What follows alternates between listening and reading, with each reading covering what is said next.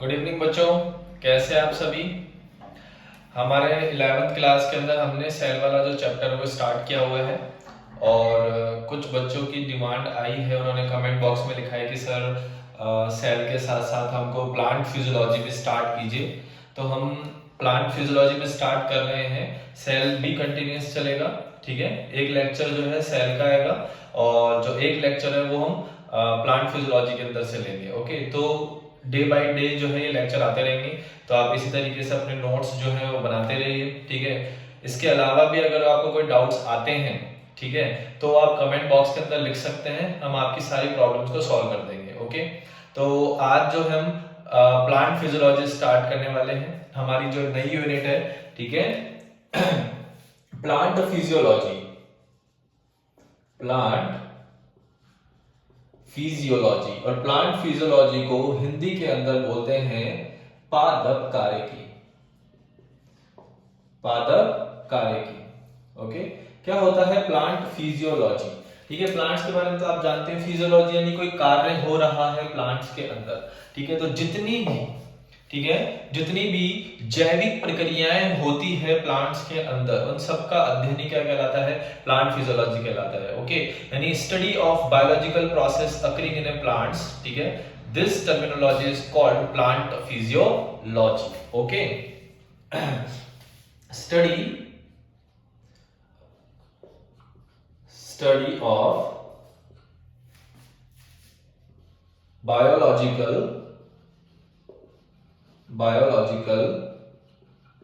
Process occurring in plant। Okay, उसी को हम क्या बोलते हैं? प्लांट फिजियोलॉजी कहते हैं। यानी जैविक प्रक्रियाओं का अध्ययन ही क्या कहलाता है? प्लांट फिजियोलॉजी कहलाता है। प्लांट फिजियोलॉजी के फादर कौन है? Father of plant physiology, father of plant physiology, यानी पादप कार्यकी के जनक किसे कहा जाता है? तो पादप कार्यकी के जनक जिन्हें कहा जाता है, उन साइंटिस्ट का नाम है स्टीफन हेल्स। क्या नाम है? Stephen Hales. Okay, next, father of Indian plant physiology, father of Indian plant physiology. तो father of Indian plant physiology कौन है? Sir J C Bose, sir J C Bose. Okay, कौन है? Sir J C boss.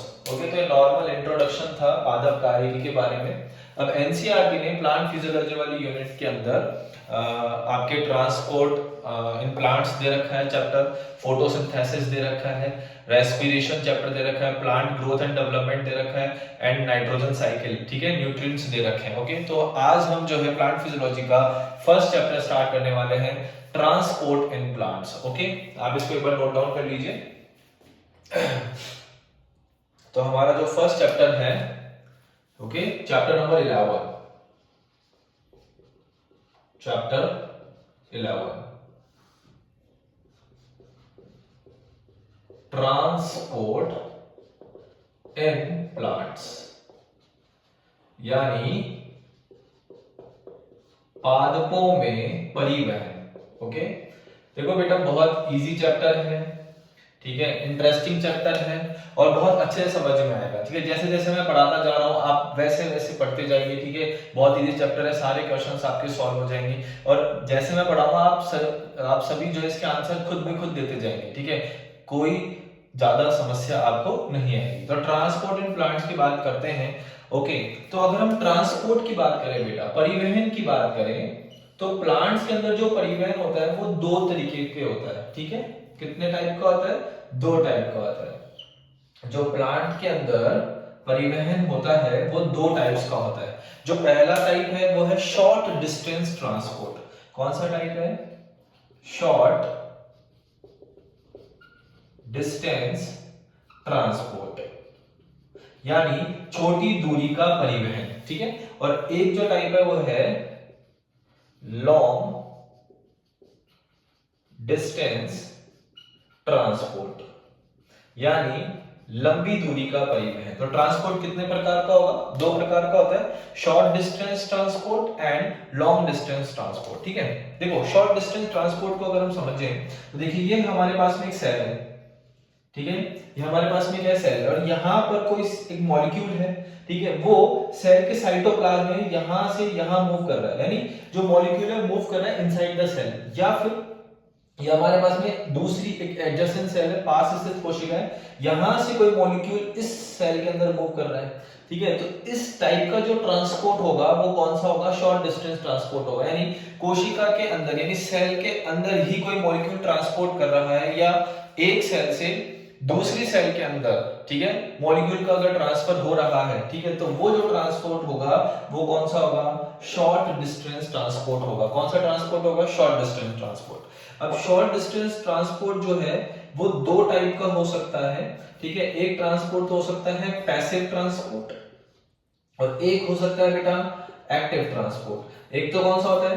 Passive transport, और एक कौन सा होता है? Active transport. अब जो पैसिव ट्रांसपोर्ट है, ठीक है, उसमें तो एटीपी की रिक्वायरमेंट नहीं होगी, यानी एनर्जी यूज नहीं आएगी, ठीक है, नो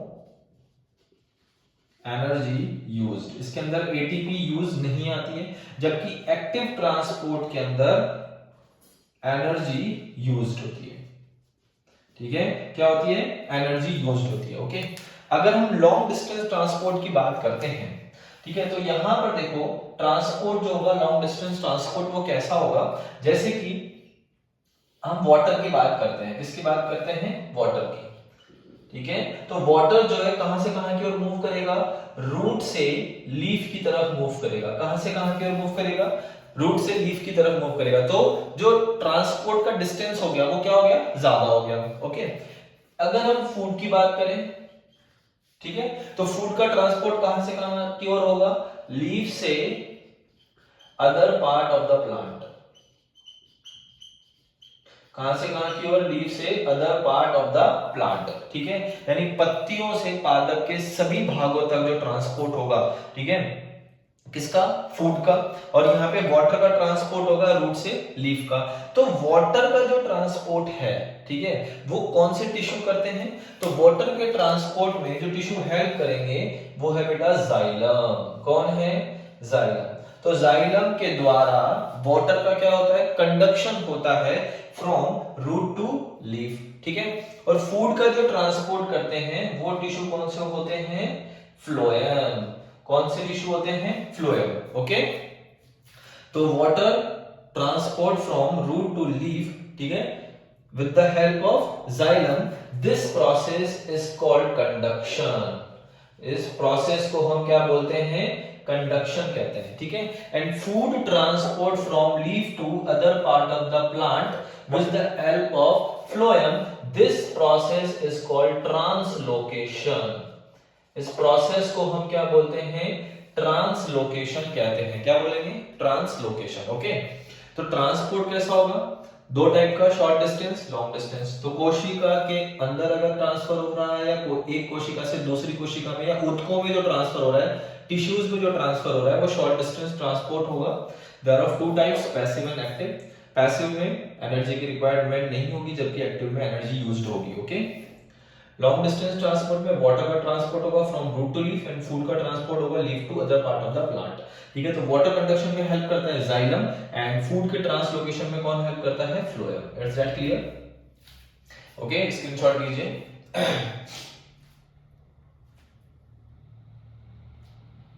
ठीक है, ओके, आगे बढ़े।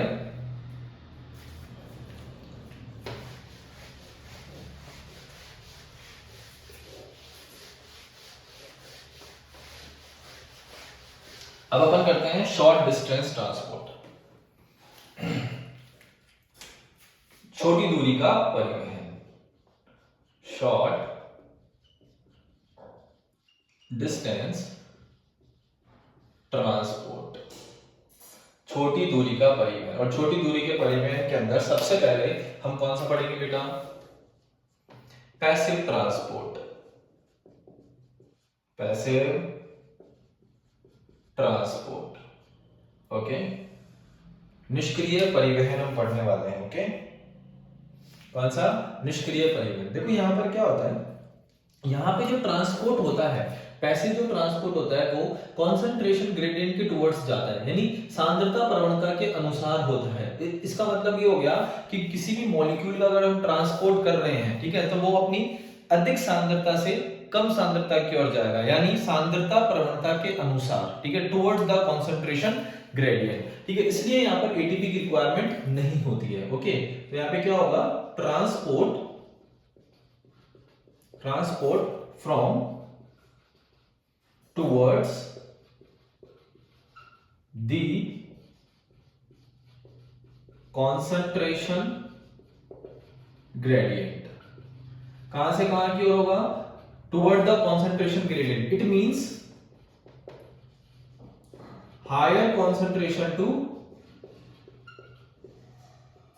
lower concentration। कहां से कहां की ओर होगा? अधिक सांद्रता से कम सांद्रता की ओर, सांद्रता प्रवणता के अनुसार। कॉन्सेंट्रेशन ग्रेडियंट मतलब क्या हो गया? सांद्रता प्रवणता। तो मॉलिक्यूल का जो ट्रांसफर हो रहा है वो हायर कॉन्सेंट्रेशन से लोअर कॉन्सेंट्रेशन की ओर हो रहा है, इसलिए यहाँ पे एनर्जी की रिक्वायरमेंट नहीं होगी। तो यहाँ पे हम लिख सकते हैं नो एटीपी रिक्वायर्ड, ठीक है। मोस्ट इंपॉर्टेंट लाइन है कि पैसिव ट्रांसपोर्ट में एटीपी की रिक्वायरमेंट नहीं होती है। अब पैसिव जो ट्रांसपोर्ट होगा वो दो तरीके से हो सकता है बेटा। एक तो होता है डिफ्यूजन, जिसको हम बोलते हैं विसरण, और एक होता है फैसिलिटेटेड डिफ्यूजन, यानी सुसाध्य विसरण। दोनों को पढ़ते हैं, ठीक है। तो इसके अंदर सबसे पहले हम पढ़ते हैं डिफ्यूजन। डिफ्यूजन जिसको हिंदी में कहा जाता है विसरण। क्या कहा जाता है? विसरण, ठीक है। तो आपने बहुत सारे एग्जांपल्स जो है डेली यूजेस के अंदर आपने देखे होंगे, जैसे कि आपकी रसोई के अंदर खाना पक रहा है, ठीक है, उस खाने की खुशबू आपके हॉल तक आ जाती है, ठीक है। ऐसा क्यों होता है? कौन से प्रोसेस के थ्रू होता है? इस प्रोसेस को हम बोलते हैं बेटा विसरण, ठीक है।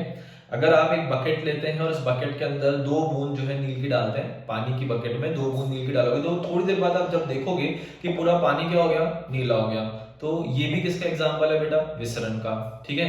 अगर हम बात करते हैं कि आप कभी शादी पार्टीज के अंदर जाते हो तो परफ्यूम डियो लगा के जाते हो, ठीक है, तो वो भी आप जैसे ही अपने रूम में लगाते हो, बाहर जो है परफ्यूम की खुशबू चली जाती है, पापा डांटते हैं कि क्या लगाया है ये नालायक, ठीक है। तो वो भी किसका एग्जाम्पल है? विसरण का एग्जाम्पल है। तो यहाँ पर क्या हो रहा है? यहाँ पे किसी भी पदार्थ के जो आयन हैं, अणु हैं, परमाणु हैं, उनका कम अधिक सांद्रता वाले क्षेत्र से कम सांद्रता वाले क्षेत्र की ओर क्या हो रहा है? गमन हो रहा है, ठीक है। इसी प्रक्रिया को हम क्या कहते हैं? डिफ्यूजन कहते हैं। क्या कहते हैं? डिफ्यूजन कहते हैं। ओके, तो हम यहां पे लिख सकते हैं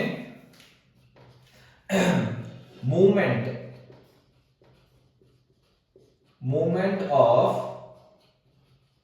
आयंस मॉलिक्यूल या atom from an area of higher concentration to an area of lower concentration, ठीक है।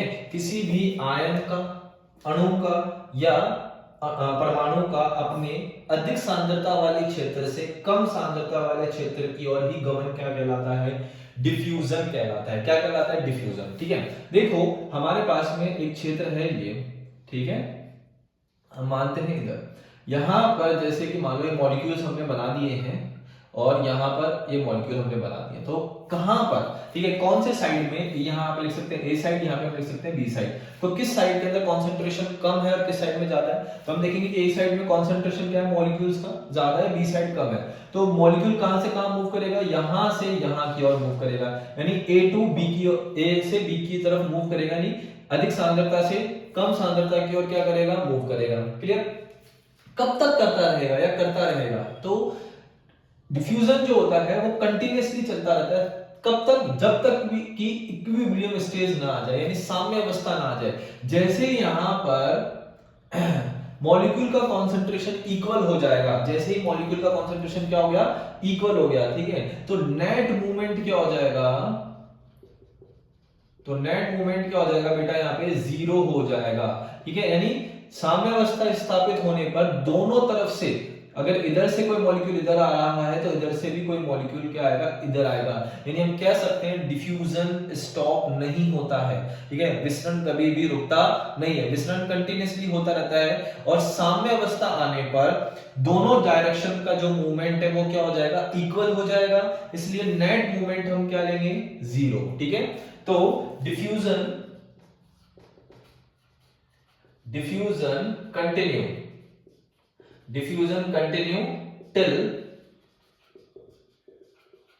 equilibrium stays not established, ठीक है, जब तक इक्विलिब्रियम यानी साम्य अवस्था स्थापित नहीं हो जाती तब तक डिफ्यूजन क्या है, कंटिन्यूअसली चलेगा। It's that clear, okay.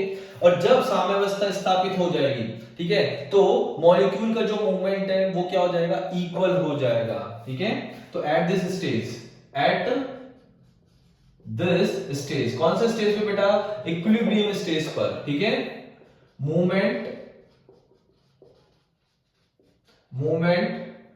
Equal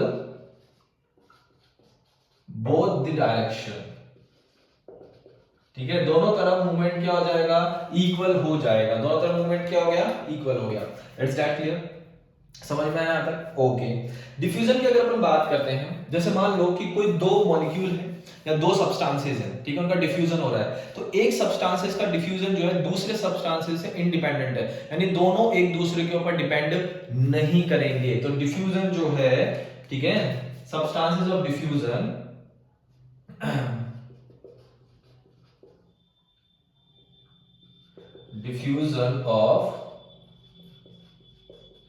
substances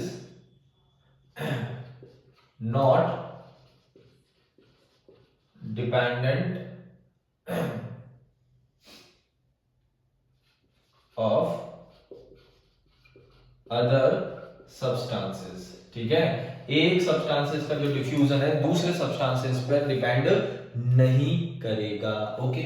next, diffusion जो है वो एक स्लो प्रोसेस है, एक साथ नहीं होता है, धीरे धीरे जो है डिफ्यूजन होता है, ठीक है। और डिफ्यूजन जो है लिविंग सिस्टम पे डिपेंडेंट नहीं करता है। इट मींस जैसे कि मान लो कि दिल्ली के अंदर पॉल्यूशन है, ठीक है, तो क्या वो पॉल्यूशन जो है हमारे राजगढ़ के अंदर नहीं आ सकता है, या बांदीकुई में नहीं आ सकता है, या जयपुर में नहीं पहुंच सकता है, ठीक है, क्योंकि डिफ्यूजन जो है लिविंग सिस्टम पे डिपेंडेंट नहीं होता है और स्लो प्रोसेस है, टाइम लगेगा बट डिपेंडेंट नहीं है, okay. Diffusion is slow process, okay, and not dependent on living system, living system पे डिपेंडेंट नहीं होता है। इट्स दैट क्लियर, ये लिविंग सिस्टम पे डिपेंडेंट नहीं होगा। यहां तक आया समझ में, ठीक है। अब अगर हम सॉलिड, लिक्विड और गैस की बात करें तो किस में सबसे ज्यादा डिफ्यूजन होगा, तो देखो सॉलिड के मॉलिक्यूल्स की अगर हम बात करें तो इस तरीके से कुछ होते हैं, इनके अंदर इंटरमॉलिक्यूलर फोर्सेस क्या होते हैं, ज्यादा होता है, और इंटरमॉलिक्यूलर स्पेस क्या हो गया, कम हो गया। लिक्विड की अगर हम बात करें तो इनके मॉलिक्यूल्स कुछ इस तरीके से होते हैं, यानी इंटरमॉलिक्यूलर स्पेस जो होगा वो सॉलिड के कंपैरिजन में थोड़ा ज्यादा होगा। और अगर गैस के मॉलिक्यूल्स की बात करें तो इनके अंदर जो इंटरमॉलिक्यूलर स्पेस है वो कंपैरेटिवली ज्यादा है, ठीक है। तो गैस के अंदर सबसे ज्यादा डिफ्यूजन होगा देन लिक्विड में होगा। तो डिफ्यूजन रेट की अगर हम बात करते हैं तो सबसे ज्यादा जो डिफ्यूजन होता है किसमें होता है, गैस में होता है, उसके बाद लिक्विड में, और उसके बाद सॉलिड में। सॉलिड में कब होगा डिफ्यूजन, जब हम इसको टेम्परेचर देंगे, टेम्परेचर देने पर क्या होगा, इनके जो इंटरमॉलिक्यूलर बॉन्ड्स है वो टूटेंगे, टूटने की वजह से इनके अंदर क्या होगा, इंटरमॉलिक्यूलर फोर्स कम होगा, देन इंटरमॉलिक्यूलर स्पेस ज्यादा हो जाएगा, जिससे सॉलिड भी क्या करने लग जाएगा बेटा, डिफ्यूज्ड होने लग जाएगा। It's that clear. तो सबसे ज्यादा डिफ्यूजन किस में होता है, गैस में होता है, उसके बाद लिक्विड में होता है, उसके बाद सॉलिड में होता है। It's that clear, okay. तो हम यहां पर एक चीज लिख सकते हैं और वो क्या है कि डिफ्यूजन रेट, डिफ्यूजन की जो रेट है वो डायरेक्टली प्रोपोर्शनल टू है किसके, टेम्परेचर के, यानी टेम्परेचर अगर हम इंक्रीज करेंगे तो डिफ्यूजन रेट भी क्या हो जाएगी, इंक्रीज हो जाएगी। अगर हम टेम्परेचर को बढ़ा देते हैं तो डिफ्यूजन रेट भी क्या होती है, बढ़ती है। ठीक है, हम एक लाइन और लिख सकते हैं यहां पे कि diffusion rate is directly proportional to kinetic energy. हर मॉलिक्यूल के पास में क्या होती है, अपनी एक काइनेटिक एनर्जी होती है। ठीक है, तो काइनेटिक एनर्जी जिस मॉलिक्यूल के पास ज्यादा होगी, डिफ्यूजन उनके अंदर क्या होगा, ज्यादा होगा। तो diffusion rate is directly proportional to kinetic energy. It's that clear? आई बात समझ में? स्क्रीनशॉट लीजिए।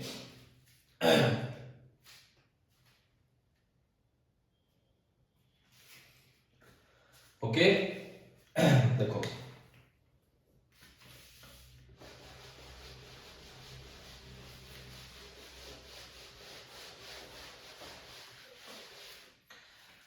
अब हम बात करते हैं डिफ्यूजन प्रेशर की।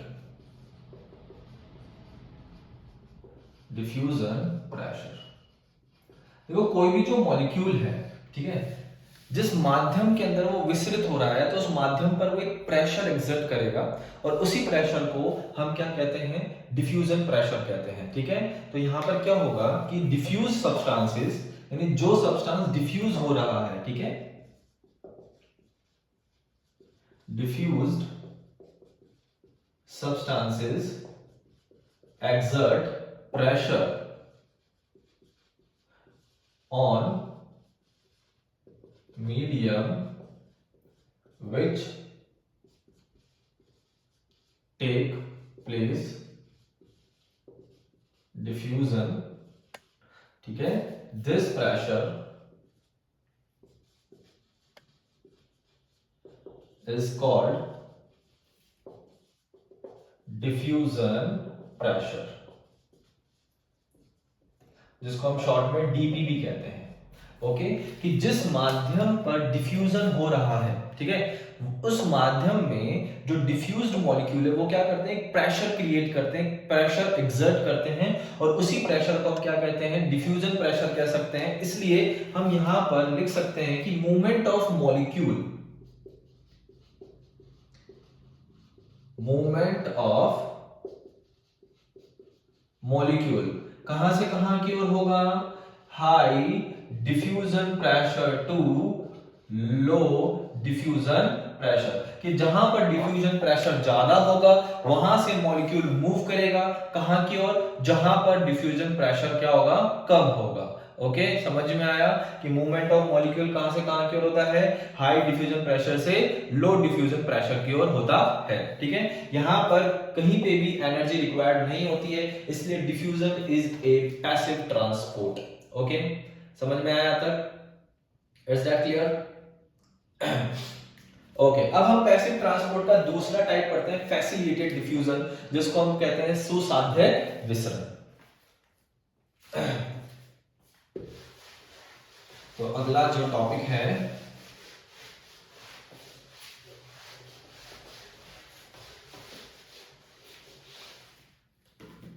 वो है facilitated diffusion. Facilitated diffusion, okay, जिसको हम हिंदी के अंदर कहते हैं सुसाध्य विसरण। क्या कहते हैं, सुसाध्य विसरण कहते हैं। ठीक है, देखो बेटा, हम यहां पे क्या करते हैं, एक प्लाज्मा मेम्ब्रेन बनाते हैं। ओके, तो ये प्लाज्मा मेम्ब्रेन हमने बनाई, ठीक है, तो ये हमने बना दिया lipid molecules. Okay, plasma membrane जो होती है वो कैसी होती है, लिपिड बाइलेयर होती है। ठीक है, तो ये फॉस्फोलिपिड की क्या है, बाइलेयर है, बाइलेयर ऑफ फॉस्फोलिपिड। क्या है ये, फॉस्फोलिपिड की बाइलेयर है। हमने बनाया प्लाज्मा मेम्ब्रेन। क्या बनाया है, प्लाज्मा मेम्ब्रेन। ओके, ये तो है बेटा आउटसाइड, ठीक है, और ये है इनसाइड। इनसाइड वाला जो है वो साइटोप्लाज्म की तरफ है और आउटसाइड जो है वो क्या है, सेल वॉल की तरफ वाला पार्ट हो गया। ठीक है, यहां पर कोई मॉलिक्यूल है, क्या है ये, कोई मॉलिक्यूल है। ठीक है, कोई सब्सटेंसेस है, जो भी मान सकते हैं आप। ठीक है, ये सब्सटेंसेस जो है वो लिपिड सॉल्युबल है। क्या है, लिपिड सॉल्युबल है, यानी लिपिड में घुलनशील है। इसका मतलब ये कैसा है, हाइड्रोफोबिक। कैसा है ये, हाइड्रोफोबिक है। कैसा है ये, हाइड्रोफोबिक। ठीक है, ये लिपिड सॉल्युबल है। कैसा है ये, हाइड्रोफोबिक है। It's that clear. ठीक है, तो कोई भी सब्सटेंस अगर लिपिड सॉल्युबल है तो प्लाज्मा मेम्ब्रेन किसकी बनी हुई होती है भाई, लिपिड बाइलेयर की बनी होती है। तो ये इजीली क्या हो जाएगा, ट्रांसपोर्ट हो जाएगा फ्रॉम आउटसाइड टू इनसाइड। ठीक है, क्योंकि कैसा है ये, लिपिड सॉल्युबल है। ओके, अगर हम बात करें कोई अनदर मॉलिक्यूल की, ठीक है, यहां पे हमने एक और मॉलिक्यूल बनाया है। क्या बनाया है, एक और मॉलिक्यूल बनाया है। ओके, अब ये जो मॉलिक्यूल है वो कैसा है, ये वाटर सॉल्युबल है। कैसा है, वाटर सॉल्युबल। ठीक है, इट मींस ये है हाइड्रोफिलिक। कैसा है, हाइड्रोफिलिक है। ठीक है, तो ये जो मॉलिक्यूल है जो वाटर सॉल्युबल है, ये जो है यहां से ट्रांसपोर्ट नहीं हो सकता। ठीक है, क्यों, क्योंकि लिपिड जो होता है वो कैसा होता है बेटा, लिपिड जो होता है वो हाइड्रोफोबिक इन नेचर होता है, यानी ये जल के अणु क्या करते हैं, इससे दूर रहते हैं। हाइड्रोफोबिक का मतलब क्या हो गया कि जल के अणु क्या होंगे, दूर रहेंगे। तो जो वाटर सॉल्युबल सब्सटेंसेस है वो इजीली जो है अक्रॉस नहीं कर सकते हैं मेम्ब्रेन को, यानी वो आउटसाइड टू इनसाइड नहीं आ सकते हैं। ठीक है, इसलिए इसलिए यहां पर special type of proteins help करते हैं इन मॉलिक्यूल को ट्रांसपोर्ट करने के लिए। ठीक है, इसी प्रोसेस को हम क्या बोलते हैं, फैसिलिटेटेड डिफ्यूजन कहते हैं। ठीक है, तो हम यहां कुछ लाइंस लिख रहे हैं। ठीक है, इंपॉर्टेंट लाइंस है वो देखिए। क्या हम यहां पे लिख रहे हैं कि जो लिपिड मॉलिक्यूल सब्सटेंसेस हैं, lipid soluble substances, lipid soluble substances वो क्या करते हैं, रैपिडली मूव करेंगे, rapidly move across the membrane. ठीक है, और जो वाटर सॉल्युबल सब्सटेंसेस हैं, वाटर सॉल्युबल सब्सटेंसेस, ठीक है, नॉट इजी टू मूव। ठीक है, वो मूव नहीं कर पाएंगे इजी के लिए, इजी से मूव नहीं कर पाएंगे। इसलिए क्या चाहिए, यहां पर कुछ स्पेशल टाइप के प्रोटीन्स होते हैं। वो प्रोटीन्स क्या करते हैं, एक स्पेस प्रोवाइड करवाते हैं। ठीक है, जिसकी वजह से क्या होगा, मॉलिक्यूल जो है वो आउटसाइड टू इनसाइड क्या कर जाएगा, मूव कर जाएगा। ठीक है, उन प्रोटीन्स को हम क्या बोलते हैं, ट्रांसपोर्टर प्रोटीन्स कहते हैं। क्या बोलते हैं, ट्रांसपोर्टर प्रोटीन्स। देखो कैसे होता है वो। ठीक है, यहां पर देखिए आप कि हमने यहां पर कुछ इस तरीके से प्रोटीन बना लिए। ये कुछ इस तरीके से क्या है, प्रोटीन्स है। ठीक है, इनको इनको हमने क्या बोला है, ट्रांसपोर्टर प्रोटीन बोला है। क्या बोला है, ट्रांसपोर्टर प्रोटीन। अब ये ट्रांसपोर्टर प्रोटीन क्या करेंगे कि ये जो मॉलिक्यूल है, ठीक है, वो क्या करेगा, इन ट्रांसपोर्टर मॉलिक्यूल से अटैच होगा। देखो अटैच हुआ। ठीक है, अब ये प्रोटीन्स क्या करेंगे, रोटेशनल मूव करेंगे। क्या करेंगे, रोटेशनल मूव। ठीक है, इधर से देखिए, देखो ये हमने ये लिपिड की बाइलेयर्स बना दी। ओके, और ये हमने बना दिया ट्रांसपोर्टर प्रोटीन्स, और इसको कौन सा मूव दिया हमने, रोटेशनल मूवमेंट। ठीक है, और हमारा जो मॉलिक्यूल है वो कहां आ गया, इनसाइड। ठीक है, यानी इस तरीके से मूव कर गया। ओके, आई इस बात समझ में। तो यहां पर क्या होता है, कुछ स्पेशल टाइप ऑफ प्रोटीन्स होते हैं जिनको हम क्या कहते हैं, ट्रांसपोर्टर प्रोटीन्स कहते हैं। ये ट्रांसपोर्टर प्रोटीन से मॉलिक्यूल क्या होगा,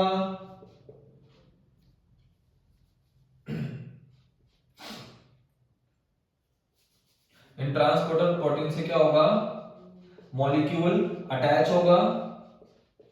ठीक है, देन ट्रांसपोर्टर प्रोटीन का क्या होगा, rotational movement.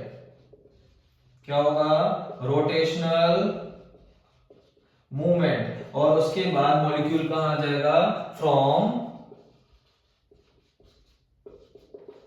Outside to inside. कहां से कहां की ओर आ गया, आउटसाइड टू इनसाइड हो गया। ठीक है, तो यहां पर क्या होगा बेटा, मॉलिक्यूल अटैच हुआ ट्रांसपोर्ट प्रोटीन से, रोटेशनल मूवमेंट हो गया, और क्या हुआ, मॉलिक्यूल बाहर से अंदर की ओर आ गया। आई बात समझ में, चलो एक बार और समझो। ठीक है, और समझाते हैं।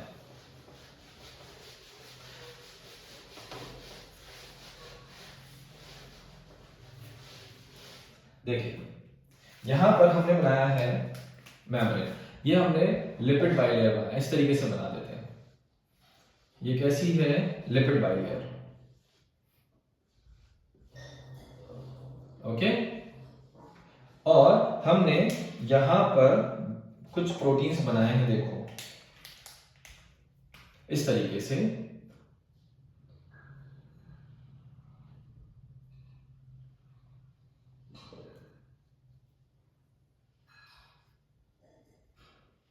इस तरीके से हमने कुछ प्रोटीन्स बना लिए। ठीक है, तो इन प्रोटीन्स को हमने बोला है ट्रांसपोर्ट प्रोटीन। क्या बोला है, ट्रांसपोर्ट प्रोटीन बोला है। ठीक है, ये लिपिड बाइलेयर है।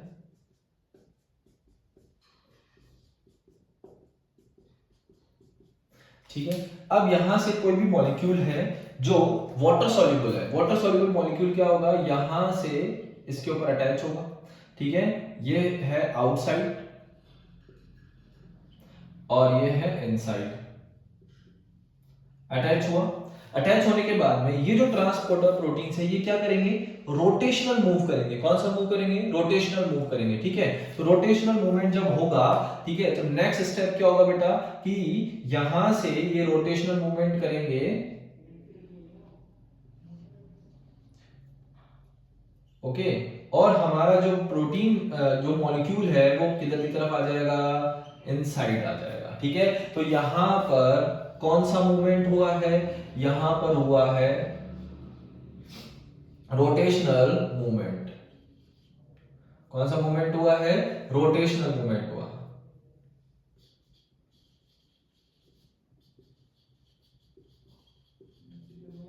ठीक है, आई बात समझ में। तो फैसिलिटेटेड डिफ्यूजन में कुछ स्पेशल टाइप के प्रोटीन्स होते हैं जिनको हम क्या बोलते हैं, ट्रांसपोर्ट प्रोटीन बोलते हैं, जो रोटेशनल मूवमेंट करके मॉलिक्यूल को आउटसाइड टू इनसाइड क्या करवाते हैं, क्रॉस करवाते हैं। तो हम यहां पे लिख सकते हैं सम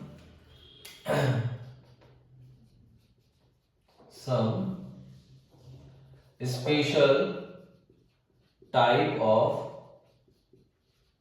protein transport which help in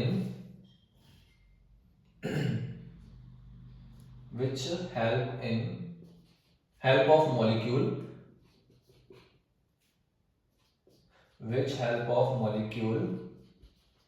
across the plasma membrane। ठीक है, प्लाज्मा मेम्ब्रेन में मूव कराने में क्या करते हैं, हेल्प करते हैं। ओके, यह बात समझ में आई।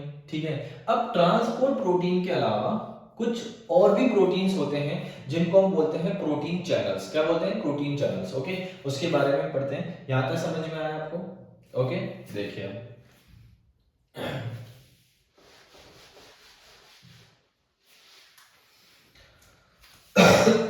देखो वापस हम बना रहे हैं, ये हमने बनाया लिपिड बाइलेयर।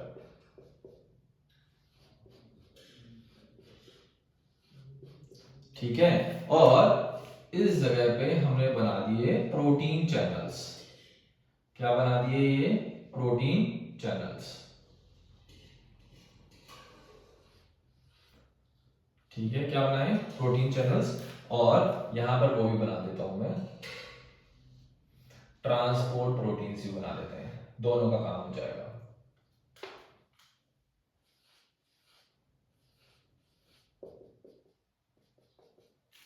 ओके, तो बेटा ये जो है ये तो है प्रोटीन चैनल्स,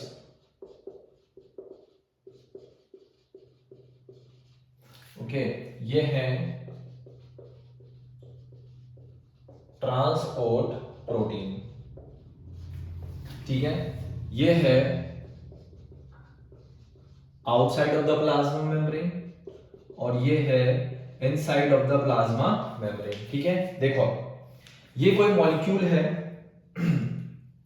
ये क्या है, कोई मॉलिक्यूल है जो कैसा है, लिपिड सॉल्युबल है। ये जो मॉलिक्यूल है ये कैसा है,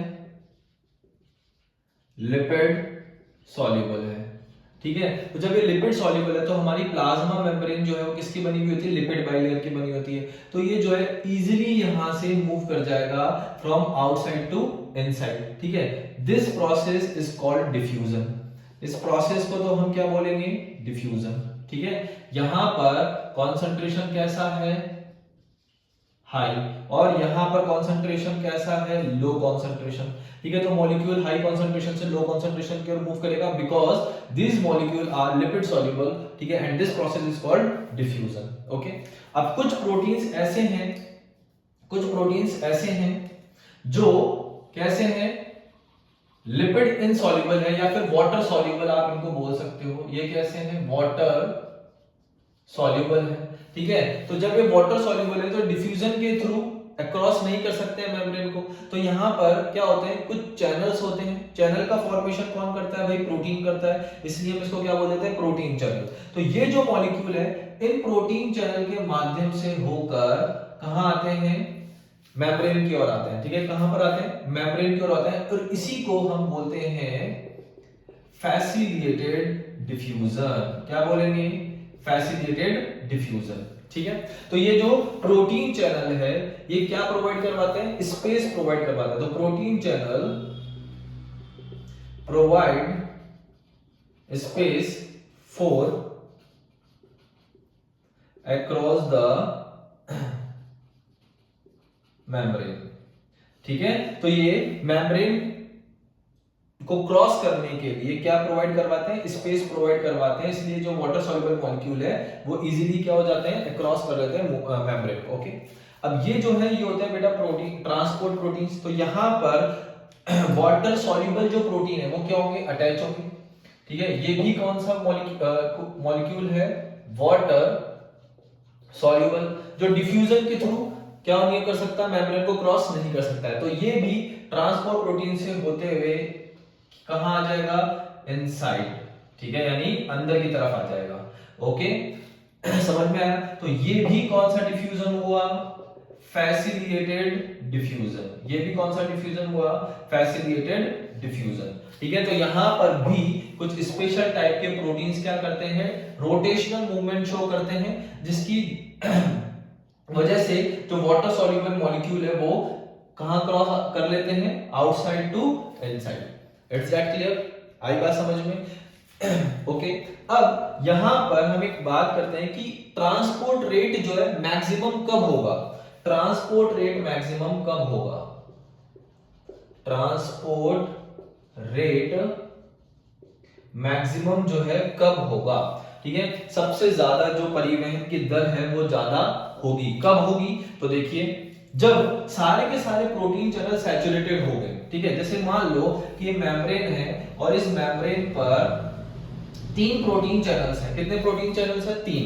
अब यहां पर इधर से ये मॉलिक्यूल इस प्रोटीन चैनल के थ्रू आ गया, यहां इस प्रोटीन चैनल के थ्रू आ गया। तो अभी कितने मॉलिक्यूल अक्रॉस कर रहे हैं, 2 मॉलिक्यूल। कितने मॉलिक्यूल अक्रॉस कर रहे हैं, 2 मॉलिक्यूल अक्रॉस कर रहे हैं, ठीक है। तो रेट मैक्सिमम कब होगी, जब तीनों चैनल से प्रोटीन मॉलिक्यूल्स क्या करें, अक्रॉस करें, ठीक है। जब तीनों चैनल यूज आएंगे तभी मैक्सिमम होगी क्या, ट्रांसपोर्ट रेट। तो ट्रांसपोर्ट रेट मैक्सिमम कब होगी, when all protein transport being used, या फिर आप बोल सकते हो all protein channels are saturated, कि जब सारे के सारे प्रोटीन चैनल सैचुरेटेड हो जाएंगे तब ट्रांसपोर्ट रेट भी क्या हो जाएगी, मैक्सिमम हो जाएगी। क्या हो जाएगी, ट्रांसपोर्ट रेट भी मैक्सिमम हो जाएगी, ठीक है। अभी 2 चैनल काम आ रहे हैं तो रेट मैक्सिमम नहीं है, जब तीनों चैनल काम आ जाएंगे तो रेट क्या हो जाएगी भाई, मैक्सिमम हो जाएगी। It's that clear?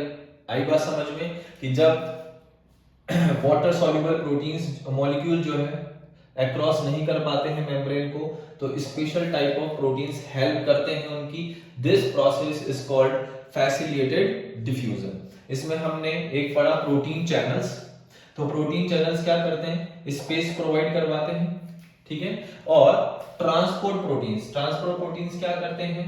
Rotational movement करके जो मॉलिक्यूल को है वो कहां से कहां की ओर पहुंचाते हैं? हायर कॉन्सेंट्रेशन से लोअर कॉन्सेंट्रेशन की ओर पहुंचाते हैं। इसलिए फैसिलिटेटेड डिफ्यूजन के अंदर एटीपी की रिक्वायरमेंट नहीं होती, तो no ATP used in facilitated diffusion. Is that clear? आई बात समझ में? ओके, ठीक है। अब बेटा कुछ पोरीन्स भी हैं।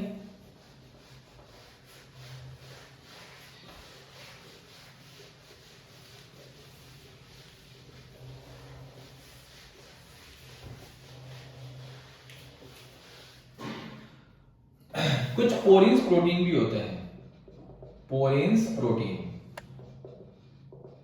ठीक है। तो पोरीन्स प्रोटीन जो होते हैं वो बड़े बड़े छेद कर देते हैं। Porins proteins form use pores of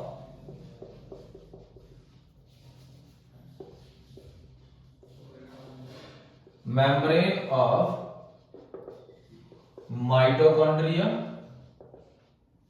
plastid and some bacteria which allow a small size of molecules to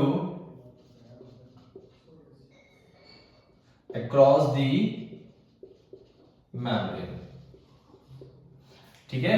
तो यहां पर क्या होता है? कुछ पोरीन्स प्रोटीन भी होते हैं, ये भी हेल्प करेंगे किसमें? ट्रांसपोर्ट में। तो ये क्या करते हैं? माइटोकॉन्ड्रिया, प्लास्टिड और जो बैक्टीरिया होते हैं उनकी जो प्लाज्मा मेम्ब्रेन होती है, जैसे माइटोकॉन्ड्रिया है, ठीक है, तो इनकी जो प्लाज्मा मेम्ब्रेन होगी, तो यहां पर ऐसे बड़े बड़े पोर्स कर देंगे। क्या कर देंगे? बड़े बड़े पोर्स कर देंगे, जहां से जो मॉलिक्यूल है वो इस पोर्स से होता हुआ कहां आ जाएगा? अंदर की तरफ आ जाएगा, ठीक है। तो ये भी किसमें हेल्प करते हैं? फैसिलिटेटेड डिफ्यूजन में हेल्प करते हैं, ठीक है।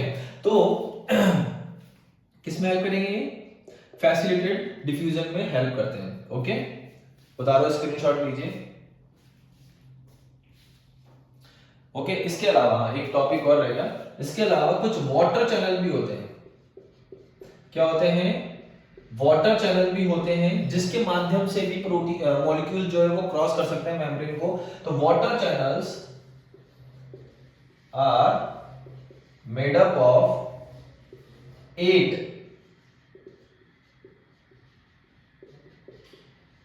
डिफरेंट टाइप ऑफ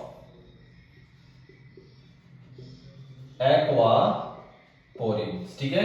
तो एक्वापोरिन एक प्रकार की क्या है भाई? वाटर चैनल्स हैं, ठीक है। तो 8 अलग अलग प्रकार के एक्वापोरिन मिलकर क्या बनाते हैं? वाटर चैनल बनाते हैं। और इन्हीं वाटर चैनल के थ्रू होते हुए वाटर सॉल्युबल प्रोटीन जो है क्रॉस करते हैं किसको?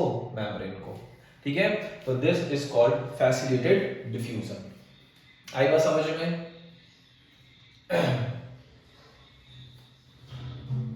ओके, नाउ कुछ टर्मिनोलॉजीज हैं वो भी हम देख लेते हैं। तो देखो, ये हमारे पास में है प्लाज्मा मेम्ब्रेन। क्या है? प्लाज्मा मेम्ब्रेन है, ठीक है।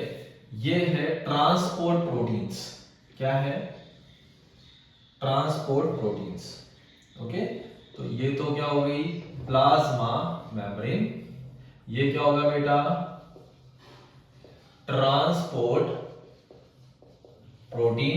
ओके, आउटसाइड, इनसाइड, ठीक है। तो जब दो मॉलिक्यूल, ठीक है, जैसे कि हम बात करते हैं ए और बी की, ठीक है, तो जब दो मॉलिक्यूल एक साथ एक ही डायरेक्शन की तरफ ट्रांसपोर्ट कर रहे हैं from with the help of transport protein, तो इस प्रोसेस को हम बोलते हैं सिम्पोर्ट। क्या बोलते हैं? सिम्पोर्ट। तो सिम्पोर्ट क्या होगा? सिम्पोर्ट क्या होगा? Two molecule across the membrane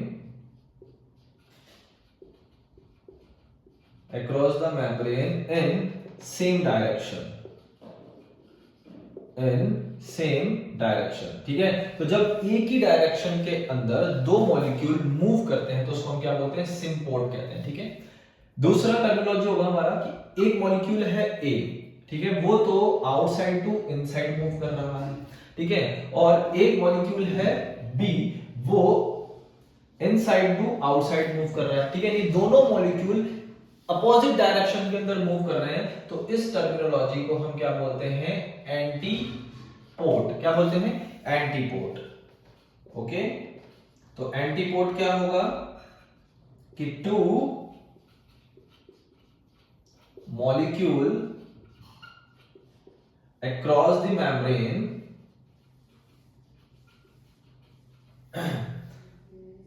in opposite direction, ठीक है, यानी एक दूसरे के अपोजिट क्या कर रहे हैं? मूव कर रहे हैं, तो उसी को हम क्या बोलेंगे? एंटीपोड कहते हैं। ओके, और जब कोई मॉलिक्यूल है सिंगल मॉलिक्यूल फ्रीली मूव कर रहा है तो इसको हम क्या बोलते हैं? यूनिपोड। तो यूनिपोड में क्या होगा?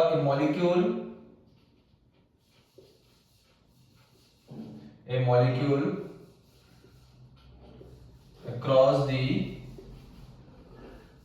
membrane freely, okay. Free form के अंदर जब कोई भी एक मॉलिक्यूल जो है मेम्ब्रेन को क्रॉस कर रहा है तो उसको हम बोलेंगे यूनिपोड। जब दो मॉलिक्यूल एक अपोजिट डायरेक्शन के अंदर मूव कर रहे हैं तो उसको हम क्या बोलेंगे? एंटीपोड। और जब दो मॉलिक्यूल सेम डायरेक्शन के अंदर मूव कर रहे हैं तो उसको हम क्या बोलेंगे? सिम्पोड। आई बात समझ में? ओके, तो ये हमारा टॉपिक खत्म होता है। कौन सा? Facilitated diffusion. और हमारा पैसिव ट्रांसपोर्ट भी हो गया बेटा यहाँ पे खत्म, ठीक है। तो आज की जो क्लास है हम यहीं पे स्टॉप करते हैं। इसके अंदर एक टॉपिक बच रहा है हमारा एक्टिव ट्रांसपोर्ट, ठीक है, वो हम नेक्स्ट क्लास के अंदर करेंगे। और फिर उसके बाद परमेबिलिटी, ठीक है। तो अगर आपको इस टॉपिक के अंदर कोई डाउट है तो आप कमेंट बॉक्स के अंदर लिख दीजिएगा। और भी कोई चैप्टर या किसी टॉपिक में अगर आपको डाउट है तो आप कमेंट बॉक्स में लिख दीजिएगा, हम स्टार्ट कर देंगे। ओके, लाइक कीजिए, सब्सक्राइब कीजिए। Thank you so much.